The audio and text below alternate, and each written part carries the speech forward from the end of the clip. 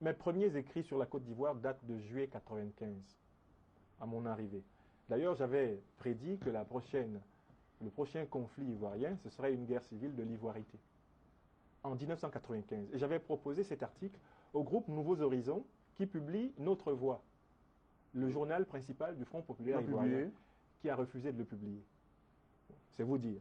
Donc, mes idées sur la Côte d'Ivoire datent d'une époque où ma relation même à Guillaume Soro n'était pas encore affirmée ni affermie. J'ai pensé que la Côte d'Ivoire était en train d'être menacée par le péril qui nous pend au nez dans chacun de nos États. On parle souvent de la Côte d'Ivoire, il faut bien regarder le pays dans lequel nous sommes. Quand une partie des citoyens, de plus en plus importante, a le sentiment d'être exclue du jeu politique, du jeu économique, du jeu social, du jeu culturel, et même de la visibilité, on accule malheureusement une bonne partie de ceux qui sont exclus à la désespérance de la violence.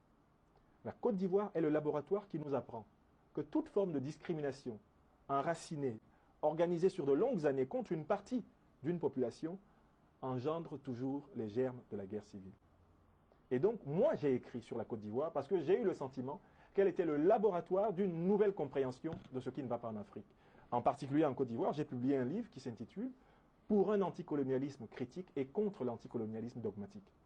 À quoi servait ce livre? À démontrer que, à travers Laurent Gbagbo, à travers Muammar Kadhafi, à travers Mugabe, est apparu sur le continent africain un nouveau discours qui consiste à liguer tous les Africains contre l'Occident pour justifier le refus de la démocratie aux Africains. Liguer tous les Africains contre l'Occident, en considérant l'Occident comme la source de tous nos maux, c'est tomber dans ce que j'appelle l'anticolonialisme dogmatique. Or, nous ne pouvons pas dénoncer le colonialisme occidental si nous pratiquons nous-mêmes le colonialisme africain de l'intérieur. Lorsqu'un Ivoirien traite un Burkinabé moussi comme un moins que rien, lorsqu'un Camerounais méprise un Tchadien ou un Centrafricain qu'il traite de Centrangouagna, etc., lorsqu'un Équato-Guinéen traite un Camerounais comme de la merde, lorsqu'un Congolais de RDC chasse un Congolais de Brazzaville comme s'il avait affaire à des déchets industriels, nous ne sommes pas dignes de tenir un langage de l'Afrique au reste du monde. Et donc ce livre s'est inspiré de l'expérience ivoirienne. Pour moi, Laurent Gbagbo représentait, sur le plan intellectuel et politique, le summum de l'imposture. Car, en tenant aux Africains un discours selon lequel il était la victime de la France, il oubliait de leur dire qu'il pratiquait tous les jours dans son pays ce qu'il reprochait à la France de lui faire. C'est-à-dire qu'en réalité, son anticolonialisme n'était qu'un voile pour cacher les pratiques par lesquelles il éliminait les Ivoiriens du Nord, les pratiques par lesquelles il ostracisait les Burkinabés, les Maliens, les Guinéens de Côte d'Ivoire, et les pratiques par lesquelles il reprenait le discours de l'ivoirité émergé sous Henri Konan Bédié et en faisait une redoutable arme qui fonctionnerait plus tard, on l'a vu, comme un boomerang contre lui. Donc pour vous, la place de Laurent Gbagbo est exactement là où il est, à La Haye. Je suis convaincu que la Côte d'Ivoire se porte mieux depuis que Laurent Gbagbo en a été isolé. Donc dans le cas de M. Ouattara, il n'y a personne qui est digne d'aller le rejoindre là-bas. Je pense que Alassane Ouattara, d'ailleurs, s'est retrouvé en position de légitime défense contre quelqu'un qui attentait au choix du peuple. Laurent Gbagbo, dès lors qu'il refuse la proclamation des résultats du 3 décembre 2010 par la commission électorale indépendante, Laurent Gbagbo devient rebelle. Non pas un rebelle légitime, un rebelle illégitime. Parce que pour la première fois en Côte d'Ivoire, nous avons une vraie élection démocratique et lui, il a perdu. Vous avez l'impression que la Côte d'Ivoire parle au Cameroun? Ce qui s'est passé en Côte d'Ivoire nous parle. Je pense que la Côte d'Ivoire a servi de révélateur de l'état, non seulement de l'opinion, mais aussi de l'état de la classe politique camerounaise. D'ailleurs, j'ai noté un phénomène assez curieux.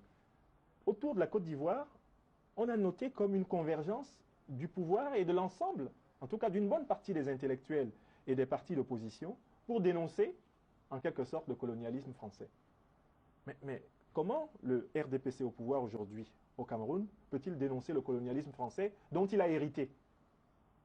Comment le président de la République actuelle, qui est quand même, il l'a dit lui-même, le meilleur élève de François Mitterrand, peut-il inspirer les intellectuels du RDPC pour dire que ce qui se passe en Côte d'Ivoire, à l'époque, est incompatible avec les intérêts de l'Afrique parce que c'est la France qui manipulerait tout. Alors que, Est-ce qu'il l'a fait? alors qu'on sait très bien, En Kenya aussi. oui, Dans le secret de Dieu, il l'a fait. c'est-à-dire, reposer la question.